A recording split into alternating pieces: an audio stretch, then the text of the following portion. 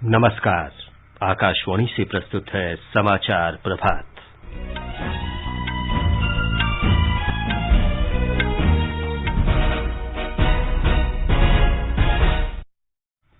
प्रमुख रक्षा अध्यक्ष जनरल बिपिन रावत का आज शाम नई दिल्ली में पूरे सैन्य सम्मान के साथ अंतिम संस्कार किया जाएगा। प्रधानमंत्री नरेंद्र मोदी ने पालम हवाई अड्डे पर दिवंगत जनरल, उनकी पत्नी और 11 सैन्य कर्मियों को श्रद्धांजलि अर्पित की। प्रधानमंत्री ने कहा, भारतीय सभ्यता और लोकाचार लोकतंत्र के मूल स्रोतों में शामिल। लोकतंत्र के लिए अमेरिका द्वारा आयोजित पहले शिखर सम्मेलन में आज भारत का राष्ट्रीय वक्तव्य। मध्य प्रदेश सरकार ने भोपाल और इंदौर में पुलिस आयुक्त प्रणाली लागू की। कर्नाटका विधान परिषद की 25 सीटों के चुनाव के लिए मतदान जारी। सरकार ने अनुसूचित अंतर्राष्ट्रीय वाणिज्यिक उड़ानों पर रोक 31 जनवरी तक बढ़ाई। देशव्यापी कोविड टीकाकरण अभियान में अब तक 1 अरब 31 करोड़ से अधिक टीके लगाए गए। संयुक्त राष्ट्र महासभा ने अंतर्राष्ट्रीय सौर गठबंधन को प्रेक्षक का दर्जा दिया। एस विद्यारानी देवी ने ताशकंद में राष्ट्रमंडल भारोत्तोलन चैंपियनशिप में रजत पदक जीता और थाईलैंड में एशियाई नौकायन प्रतियोगिता में अर्जुन लाल जाट और रवि की जोड़ी डबल्स स्कल्स स्पर्धा के फाइनल में।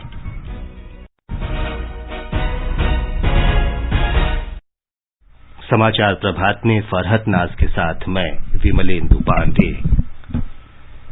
देश कोविड टीकाकरण अभियान के अंतर्गत 150 करोड़ टीके लगाने की दिशा में निरंतर आगे बढ़ रहा है। कोरोना वायरस का नया वेरिएंट मिलने से चिंताएं बढ़ी हैं। आपसे हमारी अपील है कि यथाशीघ्र दोनों टीके लगवाएं और अन्य लोगों को भी टीके लगवाने के लिए प्रेरित करें। कृपया 3 सरल उपायों का पालन अवश्य करें। मास्क लगाएं, 2 गज की सुरक्षित दूरी बनाए रखें और हाथ और चेहरा साफ रखें। कोविड से संबंधित किसी भी जानकारी और मार्गदर्शन के लिए राष्ट्रीय हेल्पलाइन नंबर 011-2397-8046 और 1075 पर संपर्क करें। अब समाचार विस्तार से। प्रमुख रक्षा अध्यक्ष जनरल बिपिन रावत और उनकी पत्नी मधुलिका रावत का आज शाम दिल्ली छावनी के श्मशान में अंतिम संस्कार किया जाएगा। जनरल रावत का अंतिम संस्कार पूरे सैन्य सम्मान के साथ किया जाएगा। जनरल रावत की अंतिम यात्रा दिन में 2 बजे के बाद कामराज मार्ग से शुरू होकर बराड़ स्क्वायर पहुंचेगी। आम लोग आज सुबह 11 बजे से दोपहर 12:30 बजे तक जनरल बिपिन रावत को उनके आवास पर श्रद्धांजलि दे सकते हैं। सैन्यकर्मी 12:30 बजे से 1:30 बजे के बीच श्रद्धांजलि दे सकेंगे। जनरल रावत और अन्य सैन्य कर्मियों के पार्थिव शरीर कल सुलूर से वायुसेना के विमान से दिल्ली के पालम हवाई अड्डे लाए गए। प्रधानमंत्री नरेंद्र मोदी, रक्षा मंत्री राजनाथ सिंह और राष्ट्रीय सुरक्षा सलाहकार अजीत डोभाल और केंद्रीय मंत्री स्मृति ईरानी ने पालम हवाई अड्डे पर जनरल बिपिन रावत, उनकी पत्नी और रक्षा कर्मियों को श्रद्धांजलि अर्पित की। थल सेना अध्यक्ष, नौसेना अध्यक्ष और वायुसेना प्रमुख ने भी दिवंगत जनों को श्रद्धांजलि अर्पित की। रक्षा मंत्री राजनाथ सिंह ने जनरल बिपिन रावत और सशस्त्र बलों के अन्य जवानों के शोक संतप्त परिजनों से मुलाकात की। धर्मेंद्र, आकाशवाणी समाचार, दिल्ली। तमिलनाडु में हेलीकॉप्टर दुर्घटना में बचे ग्रुप कैप्टन वरुण सिंह को बेंगलुरु में वायुसेना कमान अस्पताल भेजा गया है। रक्षा मंत्री राजनाथ सिंह ने संसद को बताया कि हेलीकॉप्टर दुर्घटना की जांच के आदेश दे दिए गए हैं। एयर मार्शल मानवेंद्र सिंह की अध्यक्षता में जांच दल में तीनों सेनाओं के विशेषज्ञ शामिल हैं। कल संसद के दोनों सदनों में बयान में रक्षा मंत्री ने कहा कि ग्रुप कैप्टन वरुण सिंह को बचाने के लिए हर संभव प्रयास किए जा रहे हैं। श्री सिंह ने बताया कि इस दुर्घटना में 13 लोगों की मृत्यु हुई। जिन लोगों की दुर्भाग्यपूर्ण मौतें हुई उनमें चीफ ऑफ डिफेंस स्टाफ और उनकी धर्मपत्नी श्रीमती मधुलिका रावत, उनके रक्षा सलाहकार brigadier Lakhwinder Singh Lidder, staff officer lieutenant colonel Harjinder Singh और एयर फोर्स हेलीकॉप्टर क्रू समेत आर्म्ड फोर्सेज के अन्य 9 लोग शामिल हैं। उनके नाम हैं wing commander Prithvi Singh Chauhan, squadron leader Kuldeep Singh, junior warrant officer Rana Pratap Das, junior warrant officer Arakkal Pradeep, Harvinder Satpal Rai, Naik Gurusewak Singh, Naik Jitendra Kumar, lance Naik Vivek Kumar, lance Naik B Sai Teja. प्रधानमंत्री नरेंद्र मोदी ने कहा है कि भारतीय सभ्यता और लोकाचार लोकतंत्र के मूल स्रोतों में शामिल हैं। उन्होंने कल अमेरिकी राष्ट्रपति जो बाइडेन के निमंत्रण पर प्रथम लोकतंत्र सम्मेलन में हिस्सा लिया। इस अवसर पर प्रधानमंत्री ने याद दिलाया कि ठीक 75 वर्ष पूर्व इसी तारीख को भारत की संविधान सभा का पहला सत्र आयोजित किया गया था। वर्चुअल रूप से आयोजित इस सम्मेलन में शासनाध्यक्षों, नागरिक संगठनों और निजी क्षेत्र से संबंधित हस्तियों ने हिस्सा लिया।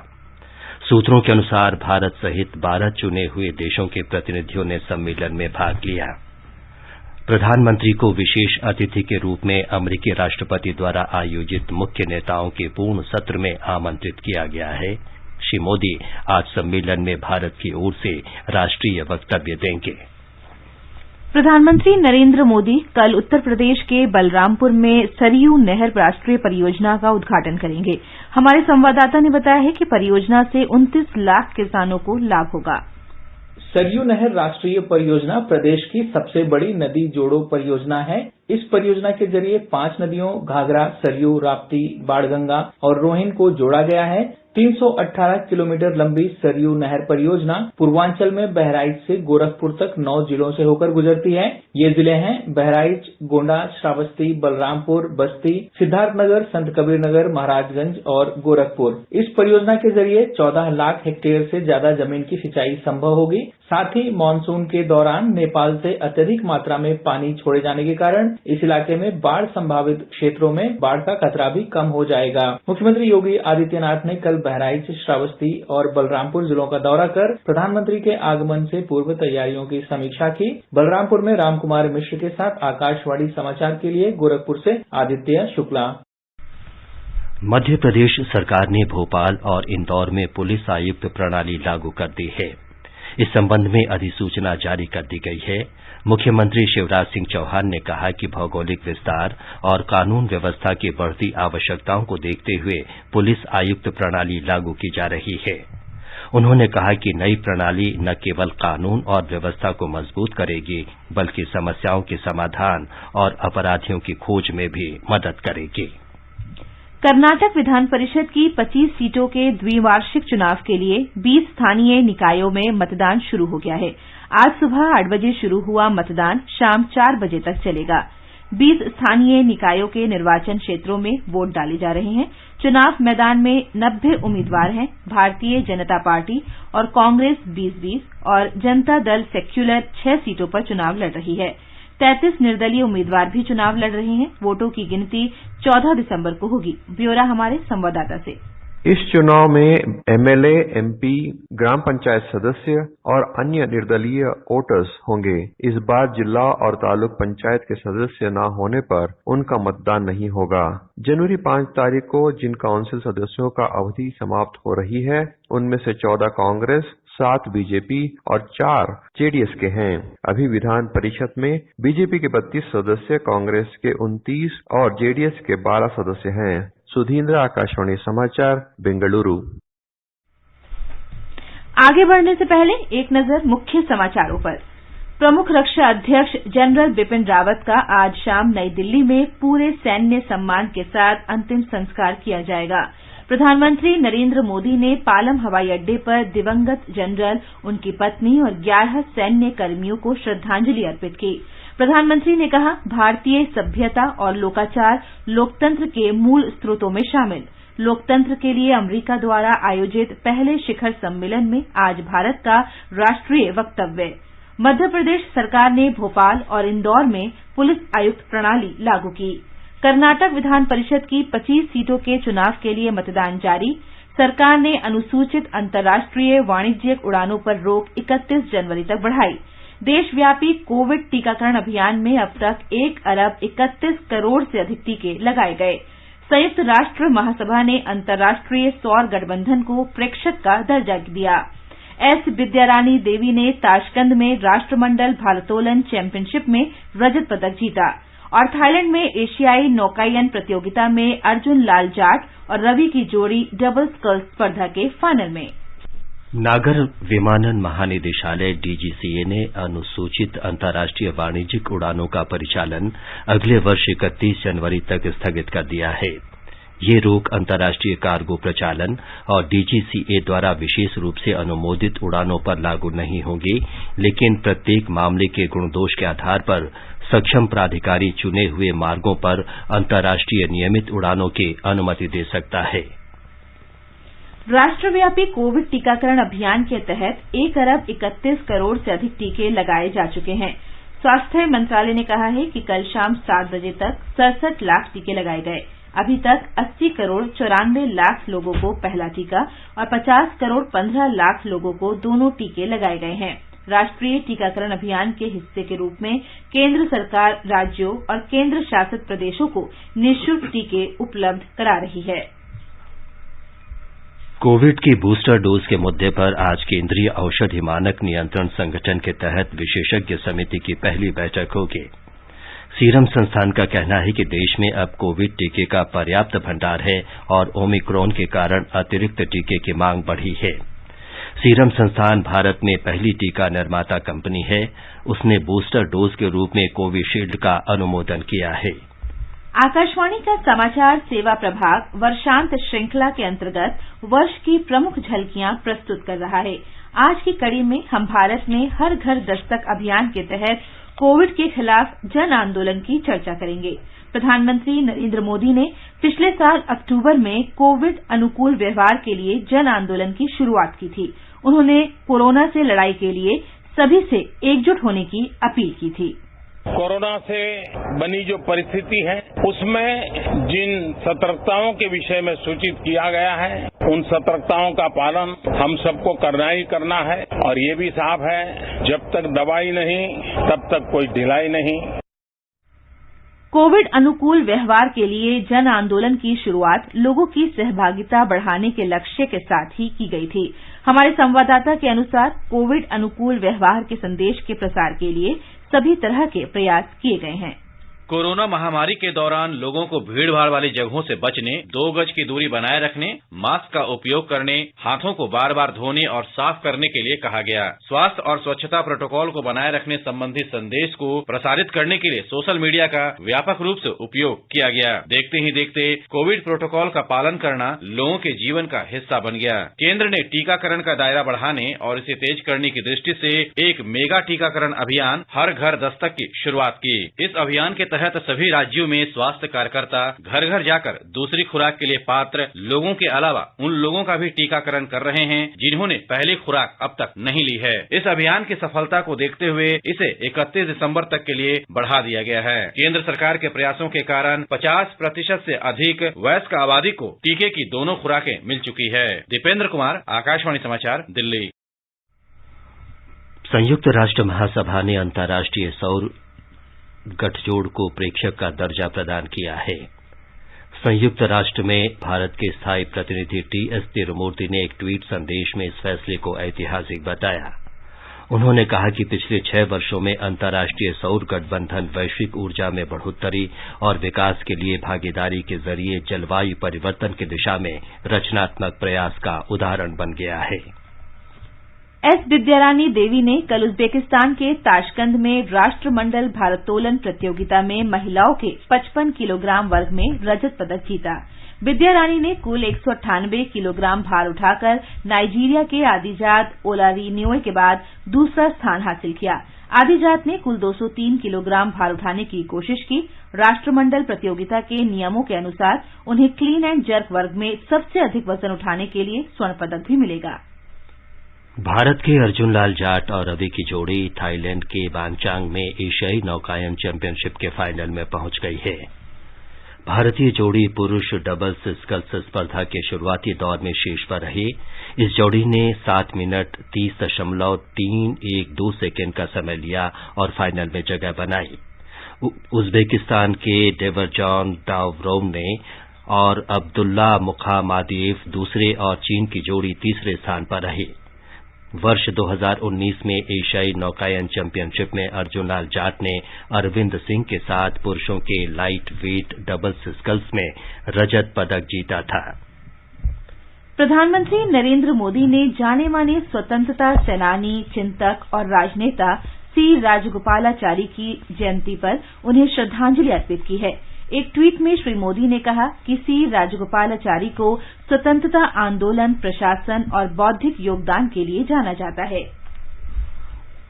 लोकसभा में आज स्वापक औषधि और मादक पदार्थ संशोधन विधेयक 2021 पर विचार विमर्श होगा और इसे पारित किया जाएगा। वित्त मंत्री निर्मला सीतारामन स्वापक औषधि और मादक पदार्थ अधिनियम 1985 में संशोधन के लिए विधेयक प्रस्तुत करेंगे। संसद के दोनों सदनों में आज गैर सरकारी प्रस्तावों पर भी विचार किया जाएगा।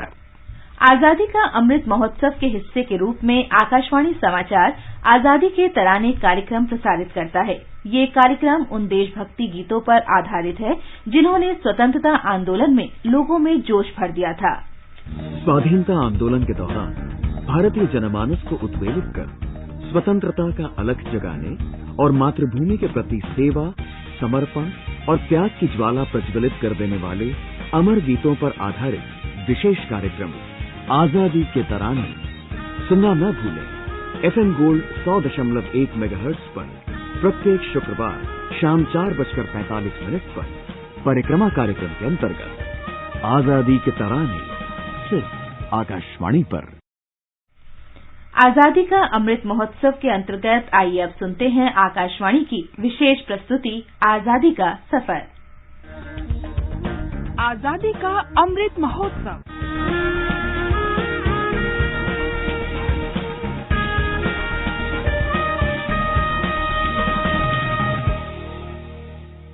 आजादी का सफर आकाशवाणी के संग भारत का शानदार स्वाधीनता संघर्ष आधुनिक विश्व के महानतम संघर्षों में से एक है।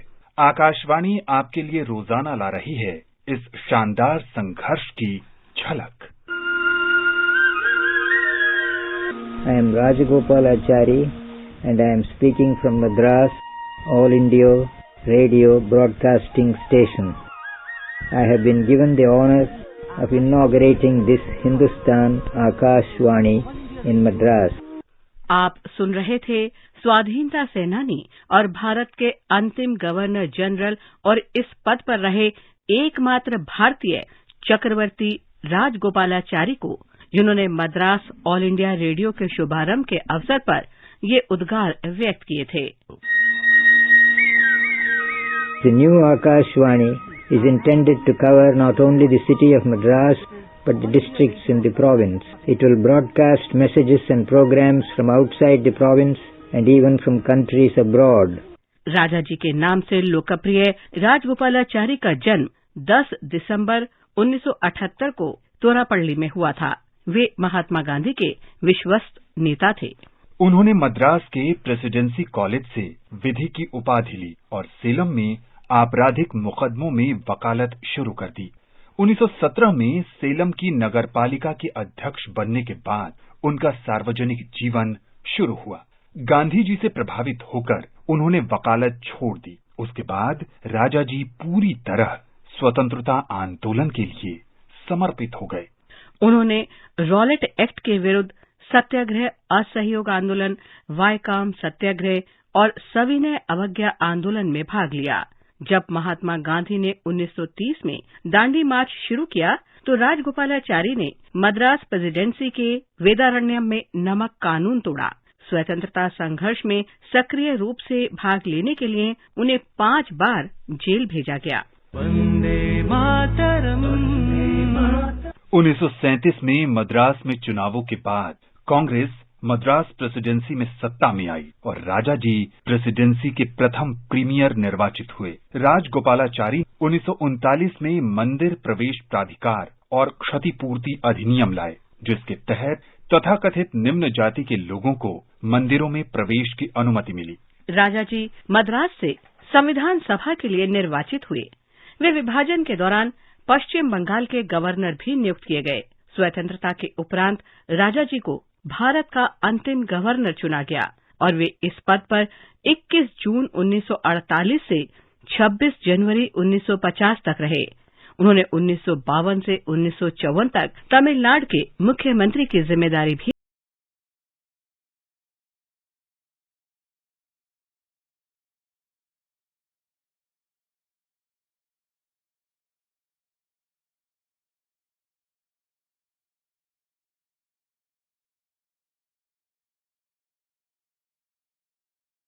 गोपालाचारी प्रसिद्ध लेखक भी थे, जिन्होंने भारतीय अंग्रेजी साहित्य में अविस्मरणीय योगदान दिया। उन्हें कर्नाटक संगीत शैली में कुरई ओनरम इल्लई गीत लिखने का श्रेय भी हासिल है। उनके सर्वाधिक लोकप्रिय साहित्य में महाभारत और रामायण का अंग्रेजी भाषा में लेखन भी शामिल है। भारतीय राजनीति और साहित्य में योगदान के लिए राजा जी को 1954 में भारत रत्न से सम्मानित किया गया। 25 दिसंबर 1972 को राजा जी का निधन हो गया।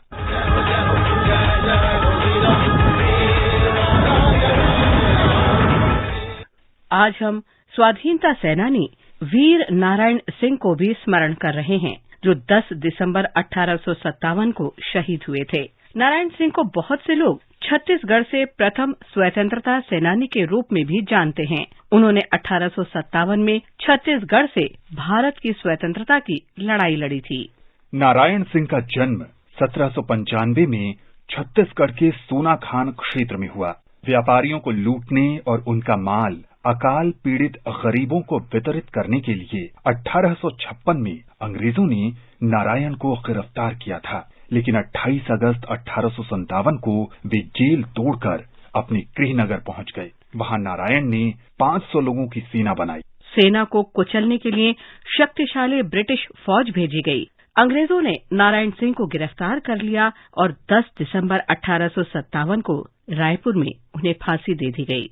रायपुर में शहीद नारायण सिंह अंतर्राष्ट्रीय क्रिकेट स्टेडियम का नाम उन्हीं की याद में रखा गया है। महान स्वाधीनता सेनानी वीर नारायण सिंह को शत शत नमन। आज बस इतना ही। आजादी का सफर आकाशवाणी के संग कल फिर मिलेंगे नई कड़ी के साथ।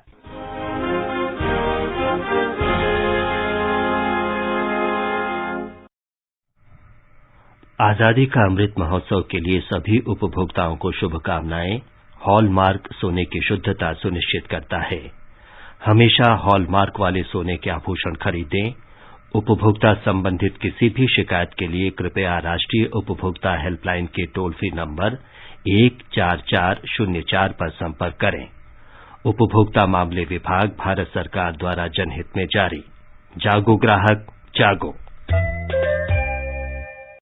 और अब एक नजर आज के मौसम पर। राजधानी दिल्ली और कोलकाता में हल्का कोहरा छाया रहेगा। मुंबई और चेन्नई में इन चारों महानगरों में न्यूनतम तापमान 9 डिग्री सेल्सियस और अधिकतम 34 डिग्री सेल्सियस के आसपास रहेगा।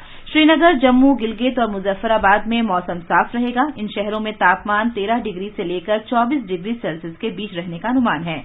लेह में हल्के बादल छाए रहेंगे। तापमान 0 से 11 डिग्री नीचे से लेकर 3 डिग्री सेल्सियस नीचे तक रहने का अनुमान है। विशाखापत्तनम और हैदराबाद में बादल के साथ धुंध छाई रहेगी। बंगलुरु में कोहरा रहेगा। तिरुवनंतपुरम तथा पुद्दुचेरी में हल्की वर्षा होने की आशंका है। इन शहरों में तापमान 18 डिग्री सेल्सियस से 32 डिग्री सेल्सियस के बीच रह सकता है।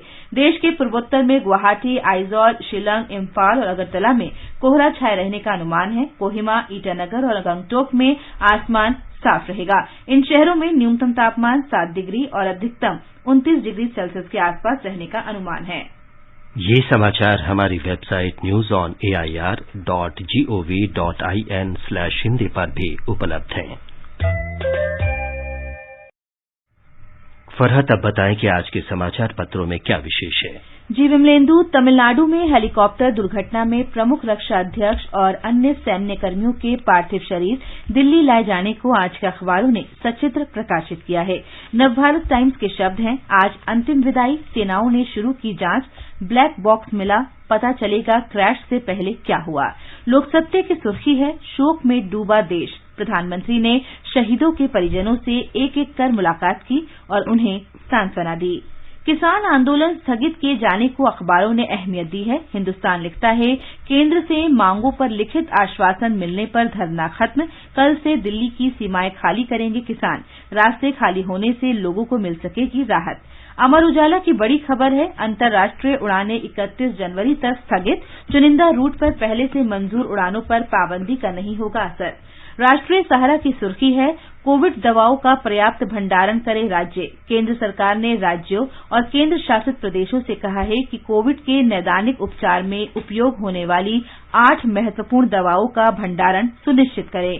मरीजों की संख्या में बढ़ोतरी की आशंका के मद्देनजर अस्पतालों की तैयारियों की भी समीक्षा करें। राजस्थान पत्रिका की टिप्पणी है, 2-4 दिन और इंतजार, बूस्टर डोज और बच्चों की वैक्सीन पर बड़ा फैसला जल्द। जाइकोव डी की 1 करोड़ डोज इसी महीने देगी जाइडस कैडिला। दैनिक जागरण लिखता है, देश में उर्वरकों की कोई कमी नहीं, कई राज्यों में जरूरत से ज्यादा उपलब्ध। आवश्यक खाद डीएपी और एनपीके की आपूर्ति की जा रही है। कृषि उत्पाद निर्यात के लिए 13 देशों में बनाए गए कृषि सेल, किसानों की आय दोगुनी करने की दिशा में कृषि निर्यात को मिल रहा प्रोत्साहन। हरिभूमि की खबर है, ज्यादा सिम कार्ड रखने वालों के लिए सरकार का नया नियम लागू। 9 से ज्यादा सिम कार्ड रखने वाले यूजर्स को सभी सिम का वेरिफिकेशन कराना अनिवार्य, अन्यथा सर्विस बंद। अंत में मुख्य समाचार एक बार फिर। प्रमुख रक्षा अध्यक्ष जनरल बिपिन रावत का आज शाम नई दिल्ली में पूरे सैन्य सम्मान के साथ अंतिम संस्कार किया जाएगा। प्रधानमंत्री नरेंद्र मोदी ने पालम हवाई अड्डे पर दिवंगत जनरल, उनकी पत्नी और 11 सैन्य कर्मियों को श्रद्धांजलि अर्पित की। प्रधानमंत्री ने कहा, भारतीय सभ्यता और लोकाचार लोकतंत्र के मूल स्रोतों में शामिल। लोकतंत्र के लिए अमेरिका द्वारा आयोजित पहले शिखर सम्मेलन में आज भारत का राष्ट्रीय वक्तव्य। मध्य प्रदेश सरकार ने भोपाल और इंदौर में पुलिस आयुक्त प्रणाली लागू की। कर्नाटका विधान परिषद की 25 सीटों के चुनाव के लिए मतदान जारी। सरकार ने अनुसूचित अंतर्राष्ट्रीय वाणिज्यिक उड़ानों पर रोक 31 जनवरी तक बढ़ाई। देशव्यापी कोविड टीकाकरण अभियान में अब तक 1 अरब 31 करोड़ से अधिक टीके लगाए गए और संयुक्त राष्ट्र महासभा ने अंतर्राष्ट्रीय सौर गठबंधन को प्रेक्षक का दर्जा दिया। एस विद्यारानी देवी ने ताशकंद में राष्ट्रमंडल भारोत्तोलन चैंपियनशिप में रजत पदक जीता। इसके साथ ही समाचार प्रभात का ये अंक समाप्त हुआ। नमस्कार।